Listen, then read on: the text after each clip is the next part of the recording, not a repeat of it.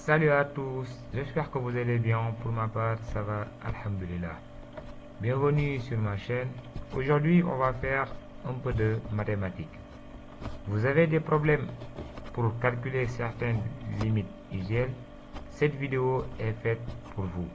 Alors, restez jusqu'à la fin de la vidéo pour trouver la solution à votre problème. On a là un exercice. Dans cet exercice, on demande de calculer 6 limites. On va prendre quelques de ces limites qui sont aussi importantes et on va essayer de les traiter ensemble. La première limite est, on demande de calculer la limite de x tend vers 1 de x carré plus 3x moins 4 sur x moins 1. Donc, au numérateur, on a un polynôme de degré 2. Au dénominateur, on a un polynôme de degré 1. On va essayer de calculer cette limite. La deuxième limite qu'on va essayer de calculer, c'est la limite de x tend vers 1 de cosinus de x moins 1 moins 1 sur x carré plus 2x moins 3, les limites trigonométriques. Et la troisième limite, puisqu'on a calculé ici limite de x tend vers 1 de cos et quelque chose comme ça, on va essayer de calculer la limite de cette quatrième limite de x tend vers plus l'infini de x carré facteur de 1 moins cosinus de 1 sur x.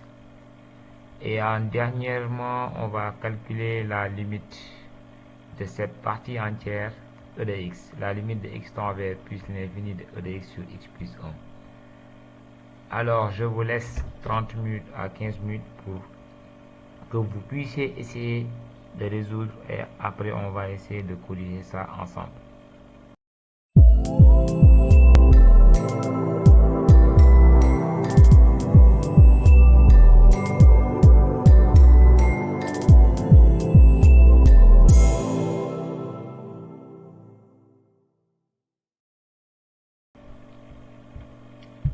Alors, nous allons entamer la correction. La première question, c'est de calculer la limite de x tend vers 1 de x carré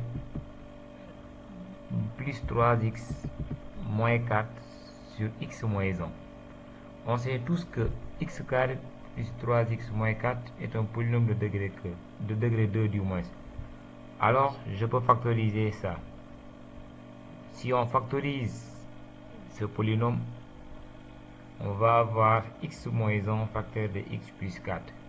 Là, si on développe, on va trouver la même chose. Après, donc, ça nous donne limite de x tend vers plus l'infini de x carré plus 3x moins 4 sur x moins 1 qui est égal à limite de x tend vers 1 de, je remplace ce polynôme de degré 2 par la factorisation que j'ai pu obtenir et on simplifie. Si vous regardez bien, au numérateur on a x moins 1, au dénominateur on a x moins 1, donc les x moins 1 vont se simplifier. Ce qui va rester c'est x plus 4. Donc limite de x tend vers 1 de x plus 4 égale 5.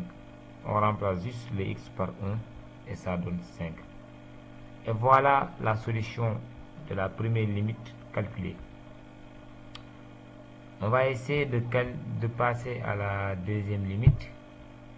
C'est la limite de x tend vers 1 de cos de x moins 1 sur x carré plus 2x moins 3. Alors, qu'est-ce que ça va donner? La limite de x tend vers 1 de cos de x moins 1 sur x carré plus 2x, ce sont les limites trigonométriques. On va essayer d'avoir une limite usuelle. On sait tous que les limites trigonométriques, pour les calculer, on va transformer les limites qu'on a en limites usuelles. Je pense que les limites usuelles sont 4. On vous a donné ça dans le cours. Donc, on va essayer de retrouver ces limites usuelles à partir de la fonction donnée. Alors, pour cela, on va faire un changement de variable. C'est-à-dire, on pose x égale x moins 1. Lorsque x tend vers 1, alors x va tendre vers 0. Maintenant, qu'est-ce que ça signifie?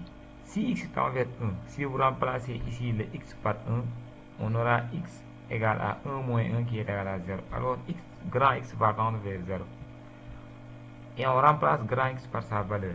Donc limite de x tend vers 1. De cosinus de tout ça, cos de x moins 1 sur x carré, voilà, va donner la égale à la limite de grand X. Parce que là, on a trouvé que x va tendre vers 0.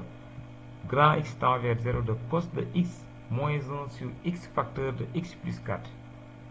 Donc, c'est ça notre changement de variable. Et qu'est-ce que ça va donner? Donc, je vais essayer d'isoler. Donc, si j'isole le produit, ça va donner moins 1 sur x plus 4 multiplié par 1 moins cos de x sur x. Si je fais le produit de ces deux fractions, je vais trouver la fraction cos de x moins 1 sur x facteur de x plus 4. J'ai juste isolé pour retrouver cette formule de 1 moins cos x égale sur x. Bon, là, limite de x, je vais calculer les limites séparément. Limite de x tend vers 0 de moins 1 sur x plus 4. Je remplace x par 0, ça va donner moins 1 sur 4. Et maintenant, limite de x tend vers 0 de 1 moins cos de x sur x, c'est une limite usuelle, c'est égal à 0. Donc, ce produit 0 multiplié par moins 1k donne 0. Voilà.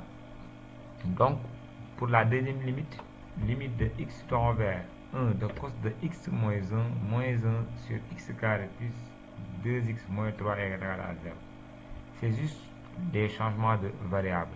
Alors, pour les limites trigonométriques, il faut toujours essayer de retrouver une des limites usuelles qu'on vous a données en cours. Par exemple, moi j'ai essayé de trouver la limite usuelle 1 moins cos de x sur x qui est égal à 0. Ça va faciliter la tâche.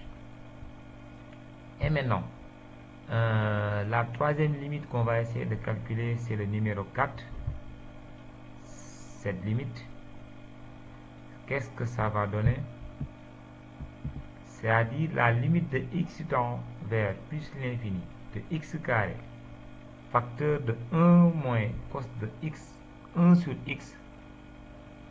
Qu'est-ce que ça va donner?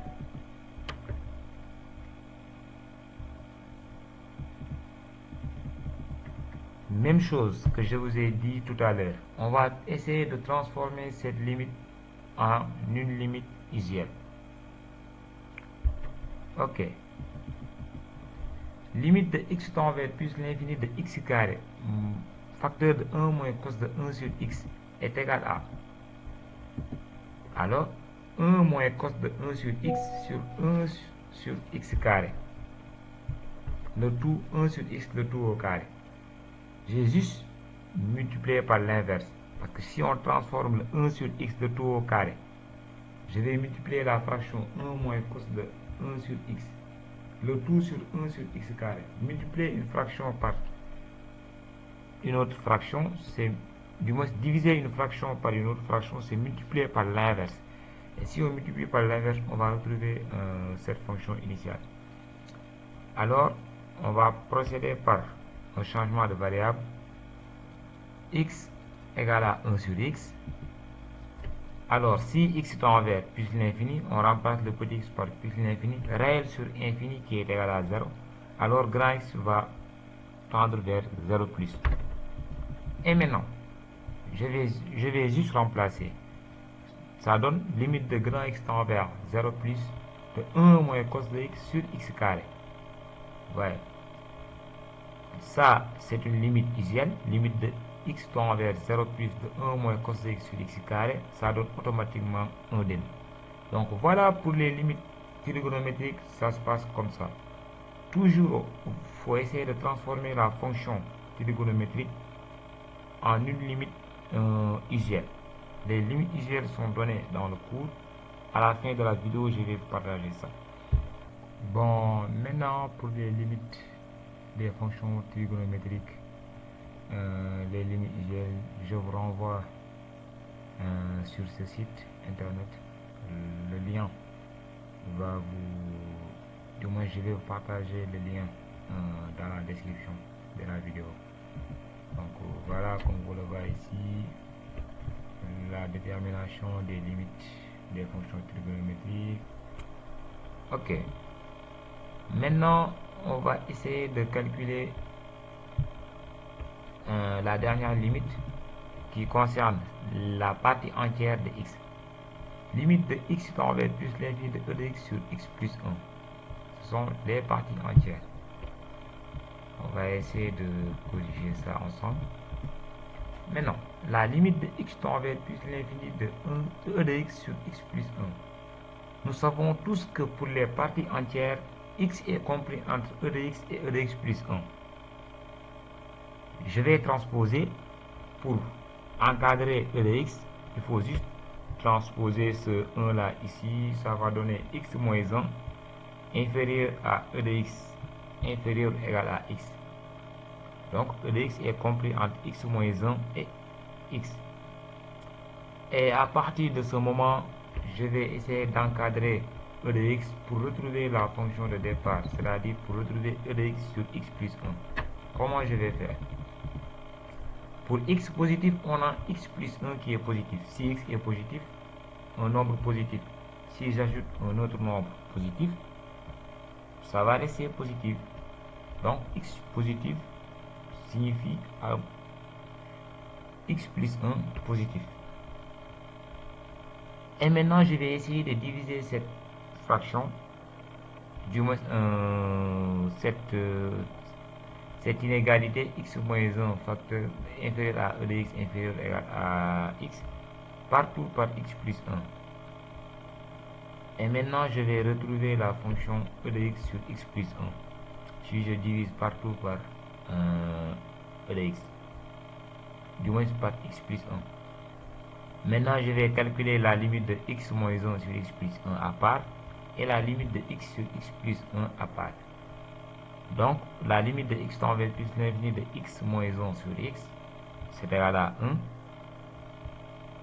Et la limite de x tend vers plus l'infini de x sur x plus 1, c'est égal à 1. De part et d'autre, la limite de x tend vers plus l'infini donne 1. Alors, on peut en conclure alors que limite de x tend vers plus l'infini de e de x sur x plus 1, c'est égal à 1.